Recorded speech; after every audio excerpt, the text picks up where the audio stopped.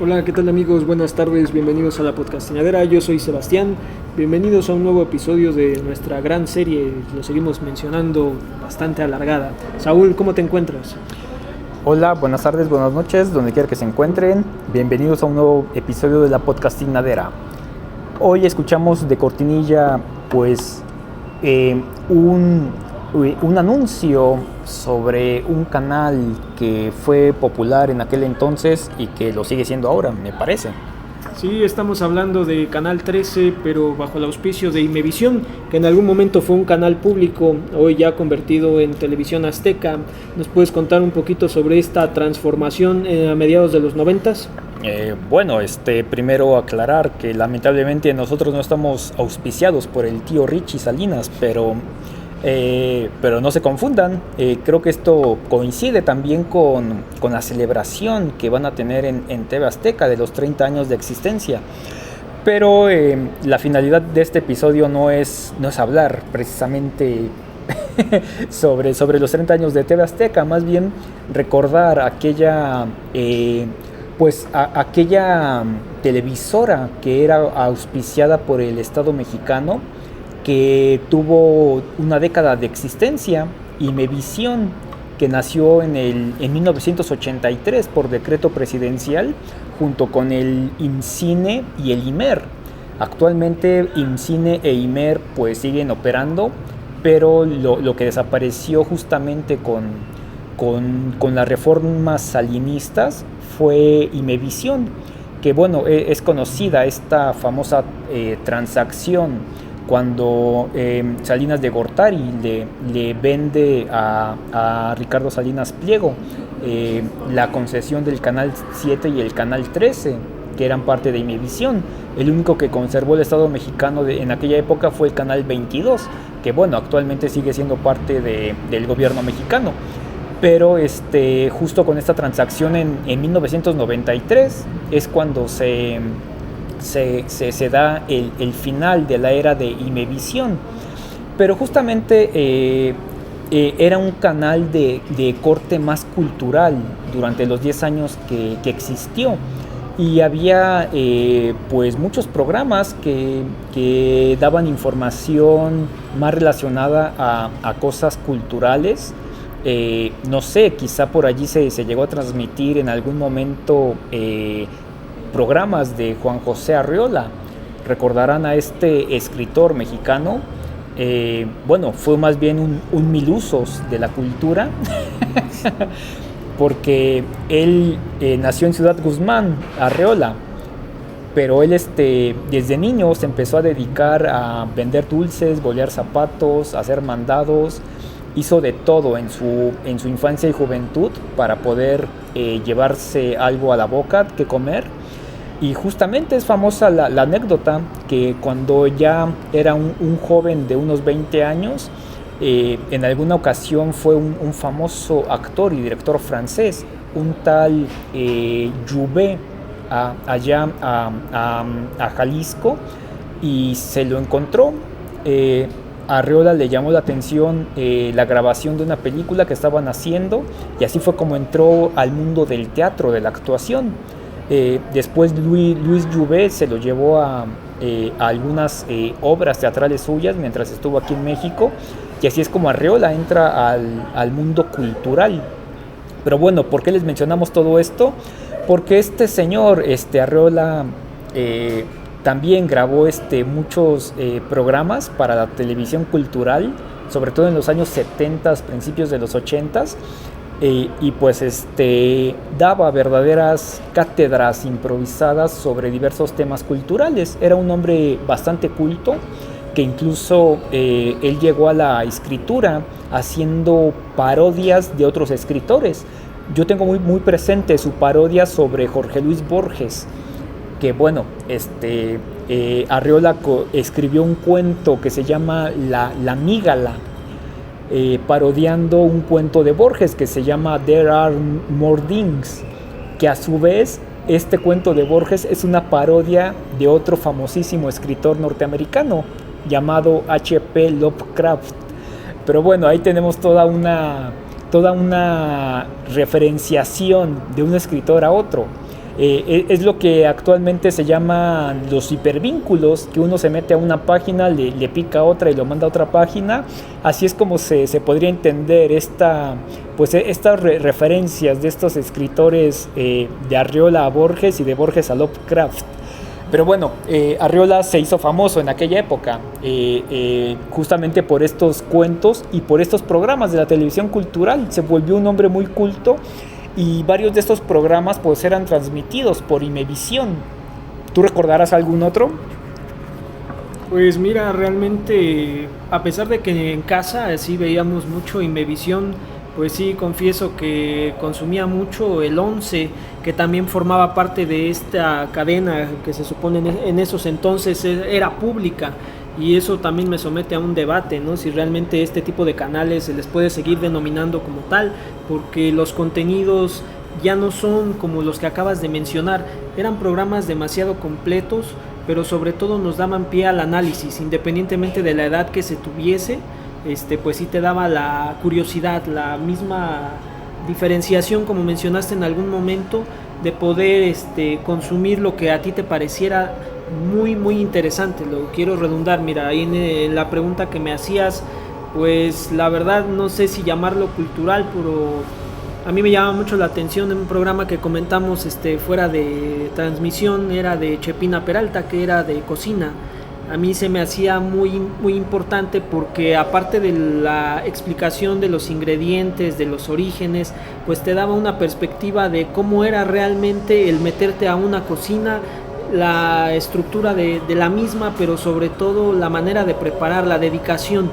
Sí, claro, es importante esto que mencionas, que el origen del programa de Chepina Peralta, Cocinando con Chepina Peralta, me parece que era el nombre original, pues fue gracias a la televisión cultural y es uno de los pocos programas que sostuvo TV Azteca una vez que hicieron la transformación de televisión cultural a televisión más comercial. Pero es interesante conocer este origen cultural de Chepina Peralta en la televisión, porque justo la cocina siempre ha sido más bien un tema de cultura culinaria, pero que permeó bastante en la televisión comercial, porque después de Chepina Peralta pues tuvimos otros programas con otros cocineros más famosos, hasta derivar en estos reality shows como MasterChef, pero que viene el camino desde la televisión cultural. Sí, de hecho, mira, retomando un poquito lo que es Imevisión, empezó a tomar mucho más partido dentro de las transmisiones, precisamente después, el 19 de septiembre de 1985, porque ellos dedicaron muchísimo tiempo a la transmisión de lo que iba sucediendo minuto a minuto.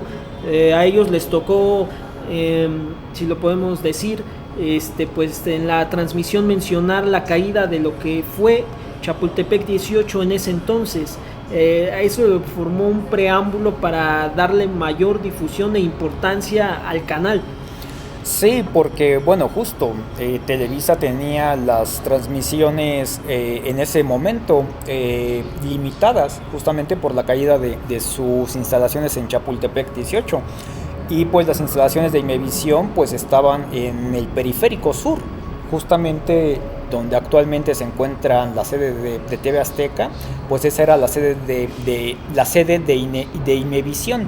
Pero justamente pues al hacerse la compraventa de esta televisora, pues los nuevos dueños recibieron una gran infraestructura, porque justamente al comprarla no solo compraron la señal de la televisión abierta, sino también las instalaciones, y pues ahí podría decirse que cayó en blandito este señor Ricardo Salinas para generar pues ganancias que después las obtuvo con creces.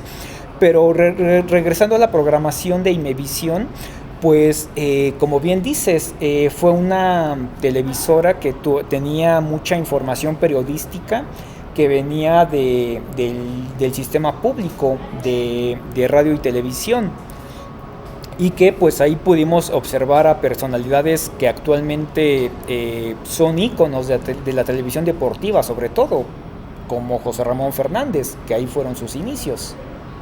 Sí, y si te das cuenta, el contenido de los programas era muy completo, pero parecía que no era una competencia como tal, porque pues Televisa se llevaba las palmas, ¿no? Sobre todo, pues no sé si llamarlo, ¿no? En ese momento la sociedad era extremadamente ultraderechista, entonces no permitían que realmente se ampliaran este tipo de conocimientos, porque realmente redundando un poco en algunas de las palabras y una frase icónica de quien fue el propietario, que era el papá del actual presidente del consorcio Univisión Televisa, decía que México era un país extremadamente jodido y que la obligación de ellos era pues precisamente entretenerlos para hacerlos olvidar la jodida pues digamos existencia que se llegaba a tener.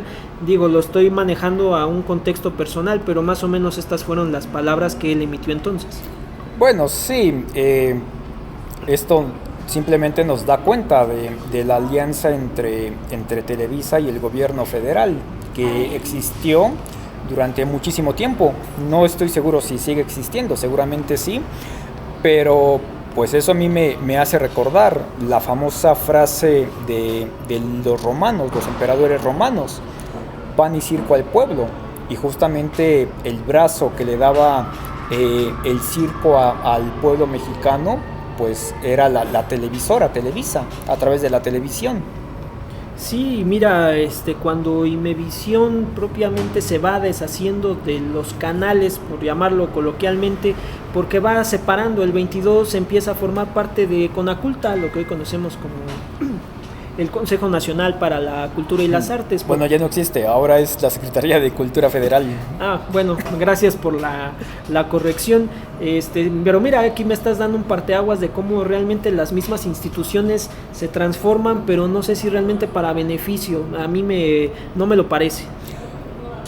Bueno, ya entrando a ese tema de las reformas culturales, pues sigue siendo un gran debate, una gran polémica, si la Secretaría de Cultura Federal realmente ha sido un beneficio para el sector cultural de México, ya que algunos extrañan todavía las funciones que realizaba el Conaculta como Consejo Nacional de Cultura, pero bueno, se supone que ahora tienen más autonomía al ser Secretaría Federal.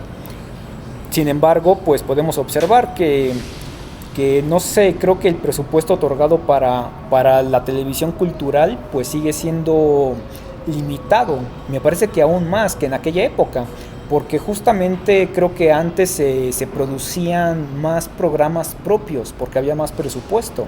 Actualmente, no sé, los canales culturales de México, pues que yo sepa, solo es el canal 22, el canal 11 y pues quizá el SPR, Sistema Público de Radio y Difusión, con su canal 14 y el 14.2, pero es muy poco el contenido propio que generan estas televisoras. Bueno, y por ahí también está TV UNAM, que también tiene el presupuesto de la universidad, donde generan contenido propio, pero me parece que es mínimo a comparación de lo que se generaba en la década en que existió Imevisión. Tú mencionabas que quizá mucha población solo veía Televisa, pero al menos yo recuerdo que en mi infancia, pues yo sí era fan de Imevisión, por así decirlo, porque a mí me gustaban mucho sus programas, su programación me parecía muy... Pues a mí me enganchaba siempre todo eso de los temas culturales que pasaban. Y pues bueno, no voy a decir que yo no veía el Canal 5, claro que veía al tío HGC o al tío Gamboín y al gato HGC.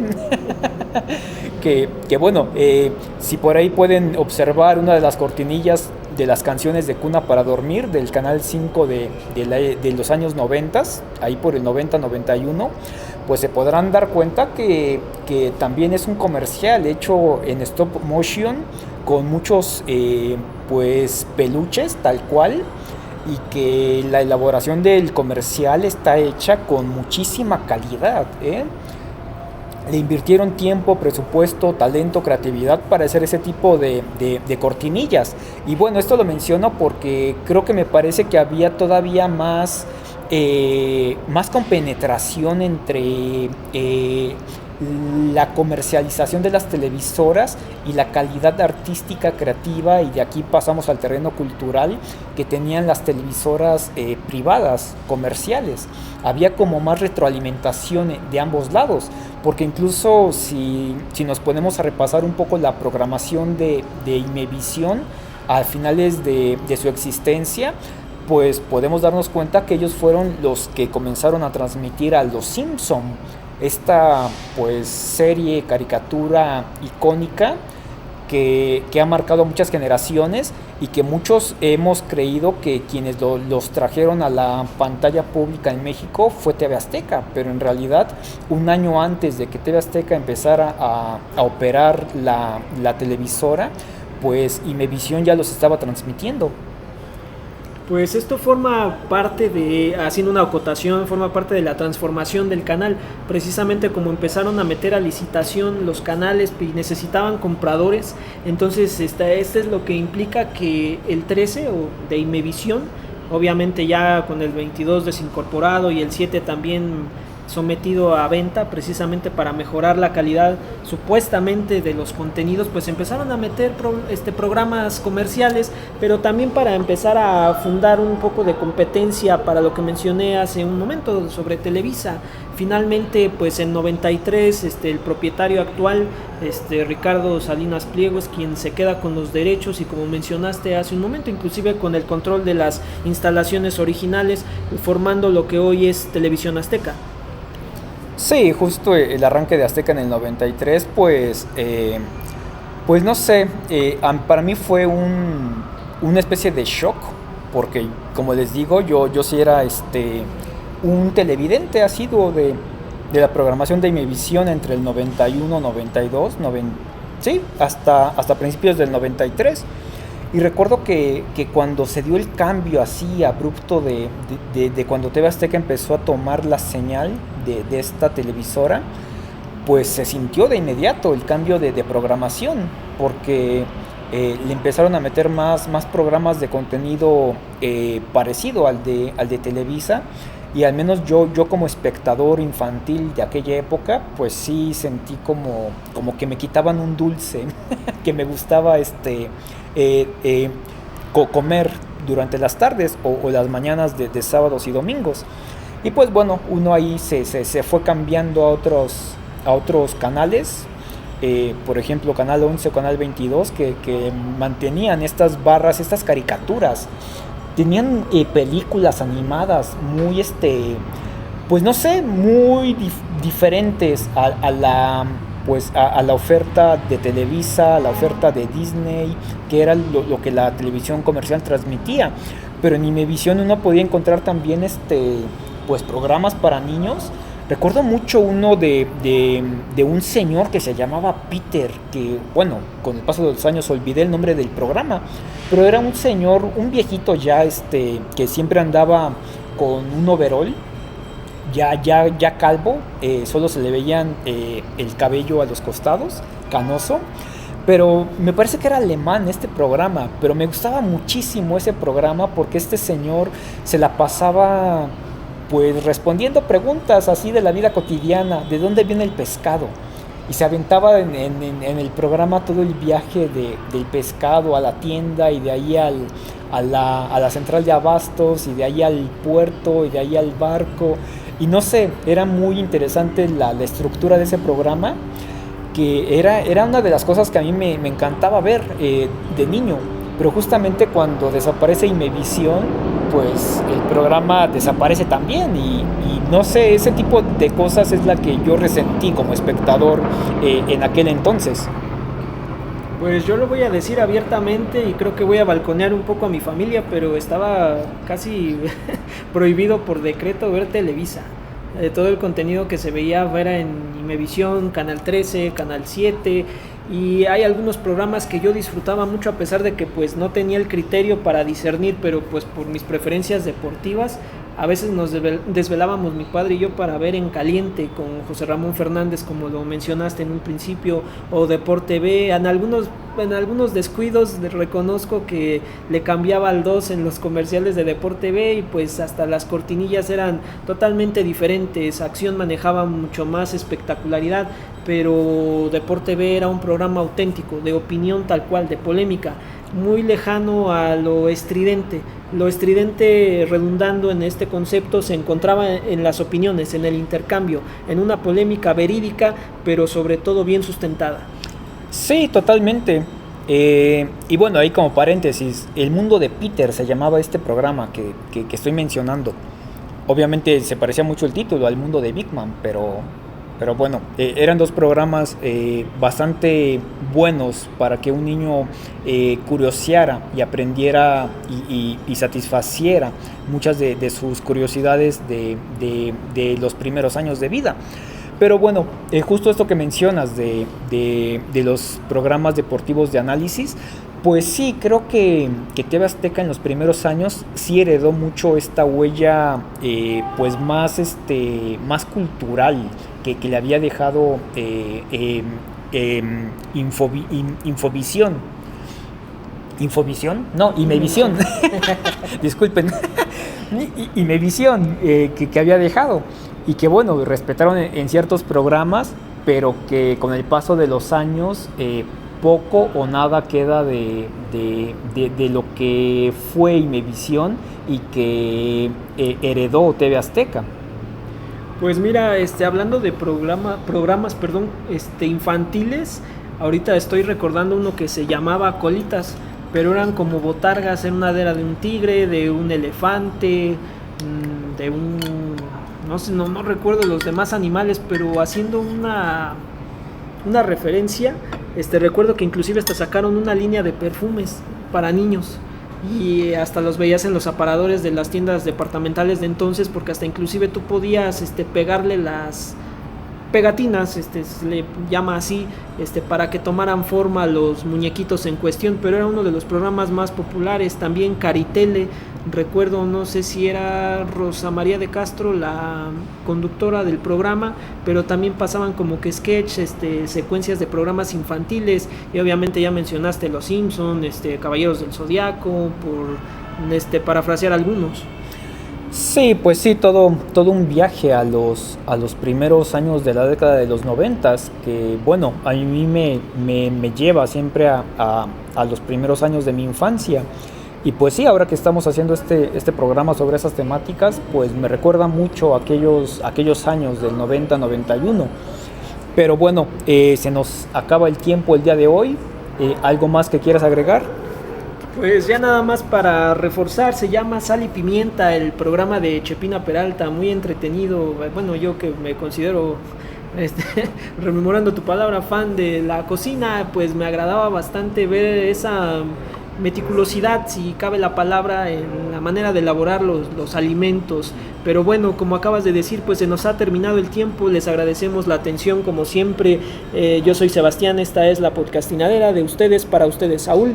Sí, muchas gracias por su atención, y pues déjenos sus comentarios si recuerdan algún programa que veían en Imevisión, o algún recuerdo que tengan sobre esa programación de aquel entonces, antes de que TV Azteca tomara control de la televisora. Hasta luego.